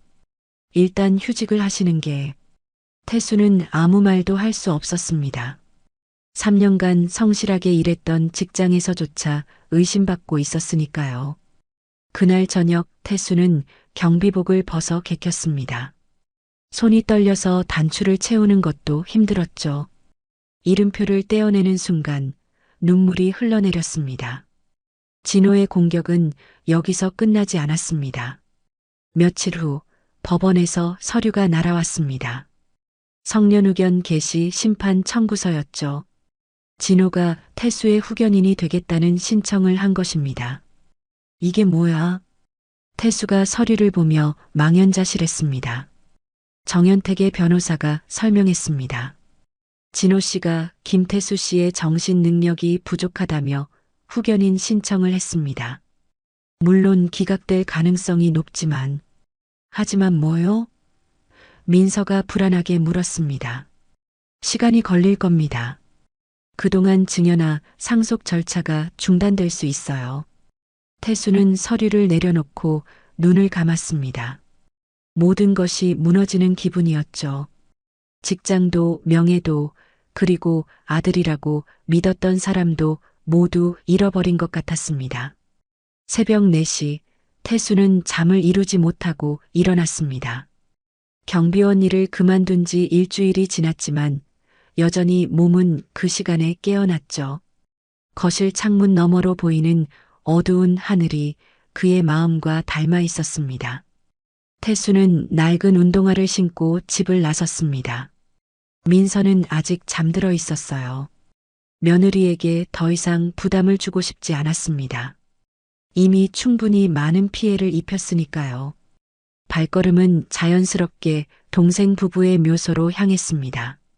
공원 묘지는 새벽이라 텅 비어 있었고 이슬에 젖은 잔디가 신발을 적셨죠. 태수는 묘비 앞에 무릎을 꿇었습니다. 차가운 돌의 감촉이 손바닥에 전해졌어요. 동생아, 형이야. 태수의 목소리는 떨리고 있었습니다. 미안하다. 진호를 제대로 못 키웠어. 묘비에는 1998년 3월 15일이라는 날짜가 새겨져 있었습니다. 27년 전 비 오던 그날이었죠. 교통사고 현장에서 10살 진호가 부모의 시신 옆에서 울고 있던 모습이 아직도 생생했습니다. 내 아들을 내 아들처럼 키우겠다고 약속했는데 태수의 눈에서 눈물이 흘러내렸습니다. 이렇게 만들어버렸구나. 바람이 불어와 나뭇잎들이 바스락거렸습니다. 마치 동생이 대답하는 것 같았어요. 태수는 주머니에서 낡은 지갑을 꺼냈습니다. 그 안에는 진호의 초등학교 졸업 사진이 들어 있었죠. 해맑게 웃고 있는 12살 진호의 모습이었습니다. 그때는 정말 착한 아이였는데 태수가 사진을 쓰다듬었습니다. 언제부터 변한 걸까? 내가 뭘 놓친 걸까? 고등학교 때 진호가 처음으로 거짓말을 했던 기억이 떠올랐습니다. 학원비를 받아서 PC방에 갔던 일이었죠. 태수는 그때 혼내는 대신 이해해 주려고 했었습니다. 혹시 그때부터 잘못된 건 아니었을까요? 대학교 때는 학비가 부족하다며 계속 돈을 요구했었습니다. 태수는 새벽부터 밤까지 일하며 돈을 마련했죠. 건설 현장에서 일하다가 경비원이 되고 주말에는 아르바이트까지 했습니다. 그 모든 게 진호를 위해서였는데 형님이 너무 잘해줘서 그런 거 아닐까? 태수가 혼잣말처럼 중얼거렸습니다. 너무 많이 받아서 감사함을 잊어버린 걸까? 묘지기 할아버지가 멀리서 걸어왔습니다. 새벽 순찰을 도는 중이었죠. 이른 시간에 오셨네요. 태수가 고개를 들었습니다. 얼굴이 눈물로 젖어 있었어요. 동생한테 사과하러 왔어요. 묘지기가 안타까운 표정을 지었습니다. 자식 농사가 제일 어렵죠. 마음대로 되는 게 아니니까. 제가 잘못 키운 것 같아요. 태수의 목소리가 무너졌습니다. 25년을 바쳤는데 이제 와서 절 치매 환자로 만들려고 해요. 묘지기가 태수 옆에 앉았습니다. 그래도 며느리는 잘 두셨다면서요? 동네에서 소문났던데. 매주 도시락 싸서 시아버지한테 갖다 드린다고. 태수가 작은 미소를 지었습니다. 민서는 정말 좋은 아이예요. 피 한 방울 안 섞였는데도 진짜 딸 같아요. 그럼 됐네요. 묘지기가 일어서며 말했습니다. 한 명이라도 진짜 가족이 있으면 된 거예요. 묘지기가 떠난 후 태수는 한참 더 앉아 있었습니다. 해가 떠오르기 시작했고 묘지에도 서서히 빛이 들어왔죠. 태수는 천천히 일어났습니다. 무릎이 아팠지만 마음은 조금 가벼워진 것 같았어요. 집으로 돌아오는 길에 휴대전화가 울렸습니다. 정연택이었습니다. 소장님, 지금 어디세요? 집으로 가는 중입니다. 제가 곧 찾아뵙겠습니다. 중요한 소식이 있어요. 전화를 끊고 나서 태수는 불안한 마음으로 발걸음을 재촉했습니다. 무슨 일이 또 생긴 걸까요? 집에 도착하니 민서가 현관에서 기다리고 있었습니다. 얼굴이 창백했죠. 아버님, 어디 가셨어요? 너무 걱정했어요. 미안해. 동생 묘소에 다녀왔어. 민서가 태수의 젖은 신발을 보고 한숨을 쉬었습니다. 아침도 안 드시고 나가셨죠? 얼른 들어오세요. 따뜻한 국 끓여놨어요. 태수가 민서를 바라봤습니다. 이 며느리가 있어서 정말 다행이었어요. 진호가 배신했어도 민서가 있어서 견딜 수 있었습니다. 민서야. 네, 아버님. 고맙다. 정말 고마워. 민서의 눈가가 촉촉해졌습니다. 아버님이 계셔서 저도 고마워요. 진짜 아버지가 생긴 것 같아서요. 두 사람이 집으로 들어가려는 순간 검은 승용차가 도착했습니다. 정연택과 변호사들이었죠. 그들의 표정은 심각했습니다. 소장님, 진호 씨가 새로운 수를 쓰고 있습니다. 정연택이 서류를 꺼내며 말했습니다. 이번엔 정말 위험할 수 있어요. 정연택이 서류를 테이블 위에 펼쳤습니다. 거기에는 진호와 유라의 문자 메시지 기록이 빼곡히 적혀 있었죠. 태수와 민서가 서류를 들여다봤습니다.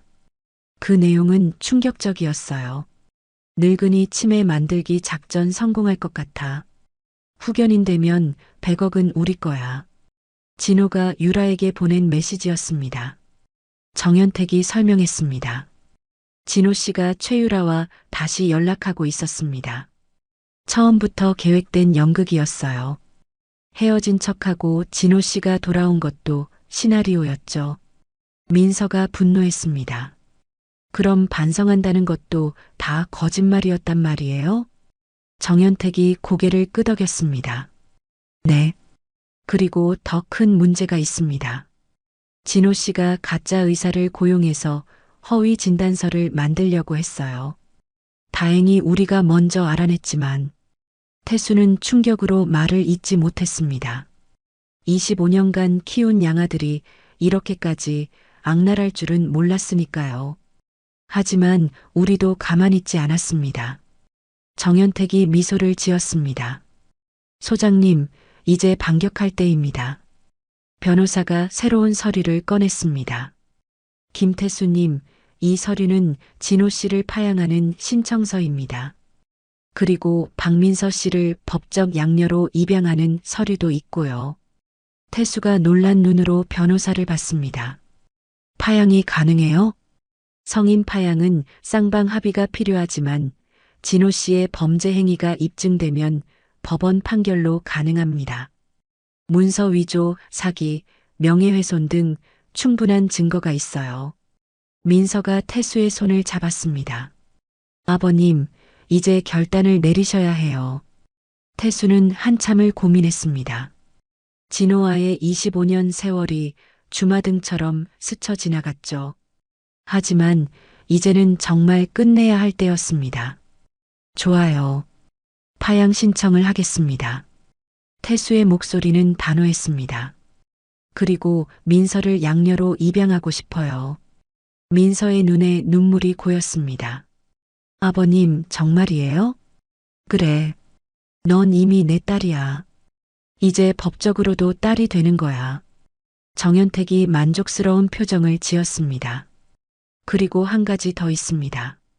제가 아버지 유산과 제 개인 재산을 합쳐서 100억을 즉시 증여하겠습니다. 지체할 이유가 없어요. 태수가 놀랐습니다. 지금 당장이요? 네. 오늘 은행에 가서 바로 처리하겠습니다. 진호 씨가 후견인 신청을 했어도 소장님이 정신적으로 건강하다는 의사 소견서가 있으면 문제 없습니다. 변호사가 의사 소견서를 꺼냈습니다. 서울대병원 정신과 과장님의 소견서입니다. 어제 검사 받으셨죠? 김태수님은 완전히 건강하시다고 나왔습니다. 태수는 기억이 났습니다. 정연택이 어제 병원에 데려갔던 것이 이것을 위해서였구나 싶었죠. 그리고 소장님, 정연택이 진지하게 말했습니다. 이 돈으로 민서 씨의 베이커리를 열어주세요.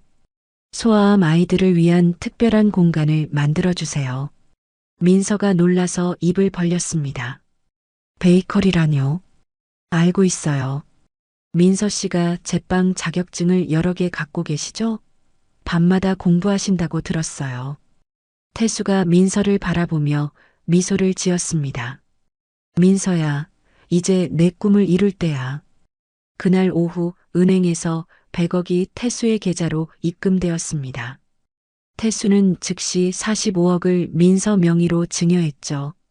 나머지는 자신의 노후와 좋은 일을 위해 남겨두었습니다. 아버님, 이렇게 큰 돈을. 민서가 떨리는 목소리로 말했습니다. 넌 내 딸이야. 딸한테 주는 거야. 태수가 따뜻하게 말했습니다. 다음 날 진호가 또 찾아왔습니다. 이번에는 유라와 함께였죠. 두 사람은 당당한 표정으로 현관문을 두드렸습니다. 아버지, 후견인 심판 날짜가 잡혔어요. 진호가 서류를 흔들며 말했습니다. 유라가 비웃으며 덧붙였습니다. 이제 곧 모든 게 끝날 거예요. 치매 노인의 재산은 후견인이 관리하는 게 맞죠.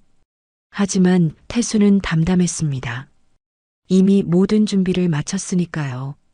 그래. 법정에서 보자. 태수가 차분하게 말했습니다. 거기서 모든 진실이 밝혀질 거야. 진호와 유라가 의아한 표정을 지었습니다. 왜 이렇게 담담한 걸까요? 바로 그때 경찰차가 도착했습니다. 두 명의 형사가 내려서 진호와 유라에게 다가왔죠. 김진호 씨, 최유라 씨, 문서 위조 및 사기 혐의로 체포합니다. 진호가 놀라서 소리쳤습니다. 뭐라고요? 이게 무슨... 형사가 수갑을 꺼내며 말했습니다. 묵비권을 행사할 수 있고 변호사를 선임할 권리가 있습니다. 유라가 발버둥쳤습니다. 이거 나요. 우리가 뭘 했다고. 정연택이 현관 뒤에서 나타났습니다. 가짜 의사를 고용해서 허위 진단서를 만들려고 한 게 다 녹음되어 있습니다. 그리고 문자 메시지도 증거로 제출했고요. 진호의 얼굴이 하얗게 질렸습니다. 모든 계획이 무너지는 순간이었죠. 그가 태수를 바라봤지만 태수는 시선을 피했습니다. 아버지, 제발. 진호가 애원했지만 태수는 등을 돌렸습니다.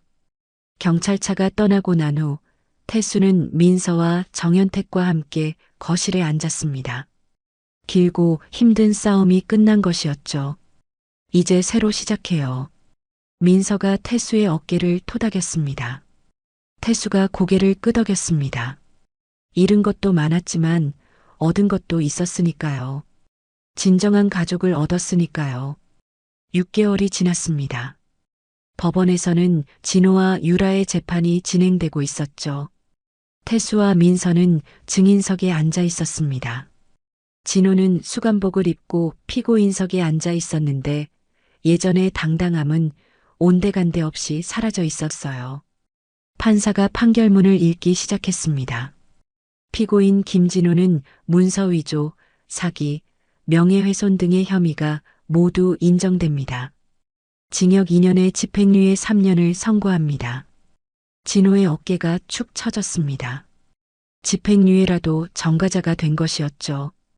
유라는 더 심했습니다. 이미 정가가 있었기에 실형을 선고받았어요. 징역 1년이었습니다. 재판이 끝난 후 진호가 태수에게 다가왔습니다. 경찰관이 옆에 있었지만 잠시 대화할 시간은 있었죠. 아버지, 진호의 목소리는 작고 떨렸습니다. 정말 죄송했습니다. 태수는 진호를 바라봤지만 아무 말도 하지 않았습니다. 25년의 정이 한순간에 사라질 수는 없었지만 용서할 수도 없었어요. 이제 각자의 길을 가자. 태수가 돌아서며 말했습니다. 더 이상 우린 가족이 아니야. 법원을 나오니 봄 햇살이 따뜻했습니다. 민서가 태수의 팔을 잡았죠. 이제 민서는 법적으로도 태수의 딸이었습니다.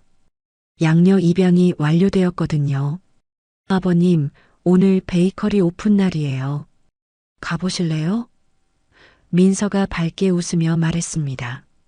태수도 미소를 지었습니다. 그래, 가자. 우리 딸 가게 구경 가야지. 차로 30분을 달려 도착한 곳은 서울 근교의 조용한 동네였습니다. 희망 베이커리라는 간판이 햇빛에 반짝이고 있었죠. 가게 앞에는 이미 많은 사람이 줄을 서 있었습니다.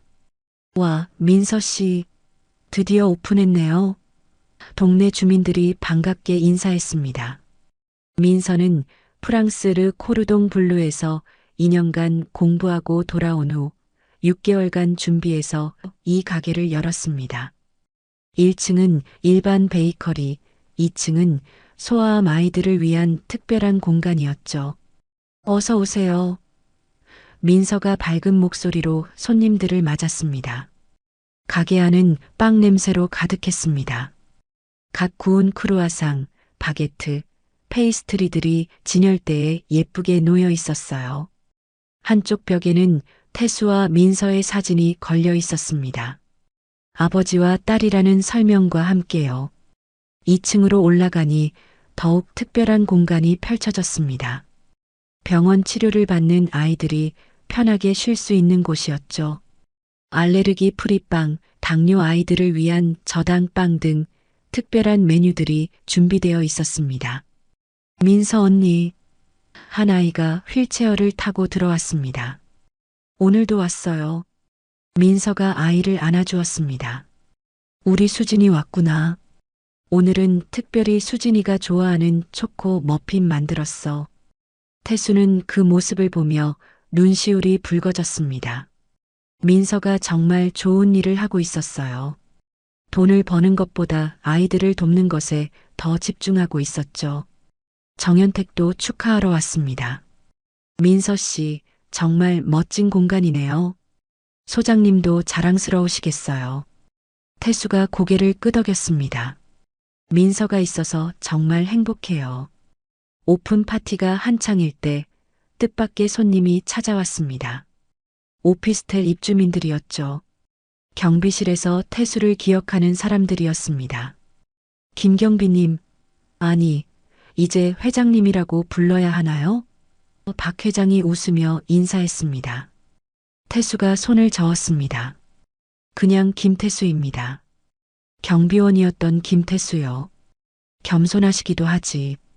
100억 부자가 되셨는데. 다른 입주민이 말했습니다. 하지만 태수는 여전히 소박했습니다. 작은 아파트에 살고 있었고 검소한 생활을 유지했죠. 다만 이제는 민서의 꿈을 돕고 어려운 이웃을 도울 수 있는 여유가 생긴 것이었습니다. 저녁이 되자 가게는 더욱 붐볐습니다. 소아암 병동의 의사와 간호사들도 찾아왔고 동네 주민들도 계속 들어왔죠. 민서는 쉴 새 없이 빵을 포장하고 커피를 내렸습니다. 민서야, 좀 쉬어. 태수가 걱정스럽게 말했습니다. 괜찮아요, 아버지. 행복해서 피곤한 줄도 몰라요. 민서의 얼굴에는 진정한 행복이 가득했습니다. 밤 9시 가게 문을 닫은 후 태수와 민서는 가게 앞 벤치에 앉았습니다. 하루 종일 서 있어서 다리가 아팠지만 마음은 뿌듯했죠. 민서야, 고생했어. 태수가 민서의 어깨를 토닥였습니다. 아버지가 있어서 가능했어요. 아버지가 저를 믿어주셨잖아요. 두 사람은 한참 동안 밤하늘을 바라봤습니다. 별이 반짝이고 있었어요. 마치 축하해 주는 것처럼요. 진호는 어떻게 지낼까? 태수가 작게 중얼거렸습니다. 민서가 태수의 손을 잡았습니다. 아버지가 25년간 최선을 다했어요. 이제는 아버지의 잘못이 아니에요. 태수가 고개를 끄덕였습니다. 민서 말이 맞았어요. 이제는 과거에 얽매이지 말고 앞으로 나아가야 할 때였습니다. 1년이 더 흘렀습니다. 태수의 머리카락은 더 하얗게 변했지만 눈빛은 예전보다 더 맑고 평온했습니다. 아침 일찍 일어나 창밖을 보는 습관은 여전했어요. 다만 이제는 경비실이 아닌 민서의 베이커리 2층에 마련된 작은 사무실에서였죠. 태수는 이제 희망재단의 이사장이었습니다. 정현택과 함께 만든 재단으로 소아암 환자와 그 가족들을 돕는 일을 하고 있었어요. 매일 아침 베이커리에 출근해서 재단 일을 보고 오후에는 병원을 방문하거나 도움이 필요한 가족들을 만났습니다. 아버지, 커피 드세요. 민서가 따뜻한 커피를 가져왔습니다. 민서의 베이커리는 이제 전국적으로 유명해졌습니다. 단순한 빵집이 아니라 아픈 아이들에게 희망을 주는 공간으로 알려졌죠. 매달 수익의 절반을 희망재단에 기부하고 있었습니다. 오늘 진호한테서 편지가 왔어요. 민서가 조심스럽게 말했습니다. 태수가 놀란 표정을 지었습니다. 진호와는 1년 넘게 연락이 끊겼었거든요. 민서가 편지를 건네줬고 태수는 천천히 봉투를 열었습니다. 편지에는 짧은 내용이 적혀 있었습니다. 진호는 지방의 작은 공장에서 일하고 있다고 했어요. 집행유예 기간 동안 성실히 살고 있으며 진심으로 반성하고 있다고 썼습니다. 마지막에는 언젠가 용서받을 수 있기를 바란다는 말이 있었죠. 태수는 편지를 내려놓고 한숨을 쉬었습니다. 아직도 진호를 완전히 용서할 수는 없었지만 마음 한구석에는 여전히 미안함과 걱정이 남아 있었어요. 답장은 안 하실 거예요? 민서가 물었습니다. 아직은 시간이 더 필요해. 태수가 고개를 저었습니다.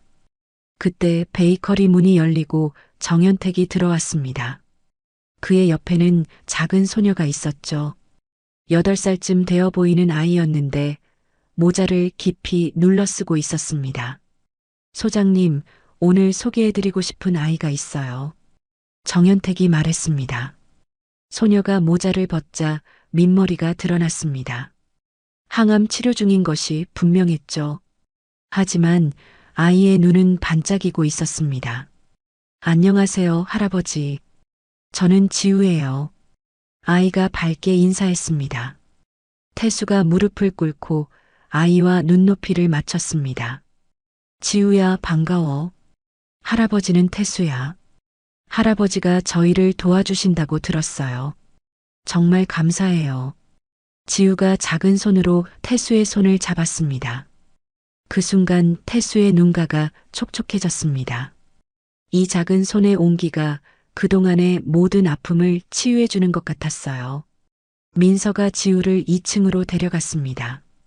지우야, 언니가 특별한 빵 만들어줄게. 내가 좋아하는 거 뭐야? 딸기 케이크요. 지우가 신나서 대답했습니다. 태수와 정연택은 1층 창가 자리에 앉았습니다. 밖에는 벚꽃이 흐드러지게 피어 있었죠. 소장님, 행복해 보이세요. 정연택이 미소를 지었습니다.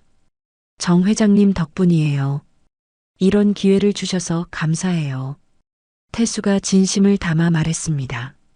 정연택이 고개를 저었습니다. 아니에요. 소장님이 평생 선하게 사셨기 때문에 받으신 거예요. 제 아버지도 그렇게 말씀하셨을 거예요. 두 사람은 커피를 마시며 재단 일에 대해 이야기했습니다.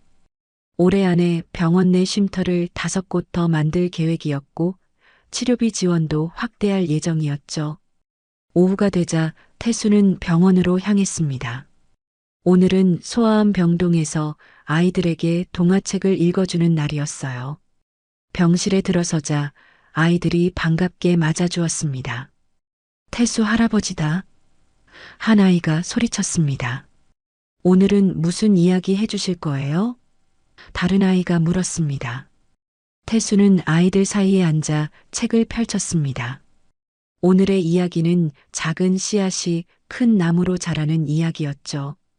아이들은 반짝이는 눈으로 이야기를 들었습니다. 이야기가 끝나고 병원을 나오는 길에 태수는 문득 걸음을 멈췄습니다. 병원 정원 벤치에 앉아 있는 사람이 보였거든요. 진호였습니다. 진호도 태수를 발견하고 일어섰습니다. 두 사람은 한참 동안 말없이 서로를 바라봤죠. 진호는 많이 야위어 있었고 얼굴도 초췌했습니다. 아버지. 진호가 먼저 입을 열었습니다. 병원에 계신다고 들었어요. 멀리서라도 뵙고 싶었어요. 태수는 아무 말도 하지 않았습니다. 하지만 돌아서지도 않았죠. 정말 죄송했습니다. 제가 너무 못난 놈이었어요. 진호의 목소리가 떨렸습니다. 이제야 아버지가 얼마나 큰 사랑을 주셨는지 알았어요. 태수가 천천히 진호에게 다가갔습니다. 그리고 주머니에서 손수건을 꺼내 진호에게 건넸죠. 진호는 눈물을 흘리고 있었거든요. 잘 지내고 있니? 태수가 조용히 물었습니다. 진호가 고개를 끄덕였습니다. 네. 열심히 살고 있어요. 다시 시작하고 있어요. 그래. 그걸로 됐어. 태수가 돌아서며 말했습니다. 건강해라. 태수는 천천히 걸어갔습니다. 진호를 완전히 용서한 것은 아니었지만 더 이상 미워하지도 않았어요. 각자의 길을 가는 것, 그것으로 충분했습니다. 저녁이 되어 베이커리로 돌아오니 민서가 환한 얼굴로 기다리고 있었습니다. 아버지, 좋은 소식이 있어요. 민서가 흥분한 목소리로 말했습니다. 무슨 일이니? 임신했어요.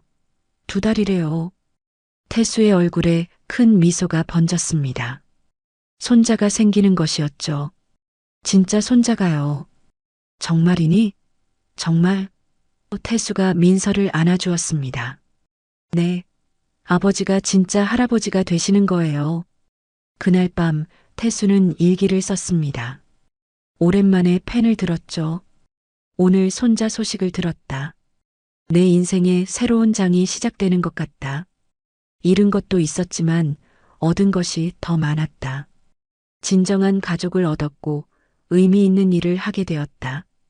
이제 나는 행복하다고 말할 수 있다. 진심으로. 지금까지 한 가족의 드라마 같은 이야기를 들어주셔서 감사합니다. 이 가족에게 하고 싶은 이야기가 있거나 응원을 해주고 싶다면 댓글 달아주세요. 그럼 오늘도 건강한 하루 되시고 다음에도 좋은 이야기로 찾아오겠습니다. 인생은 드라마였습니다.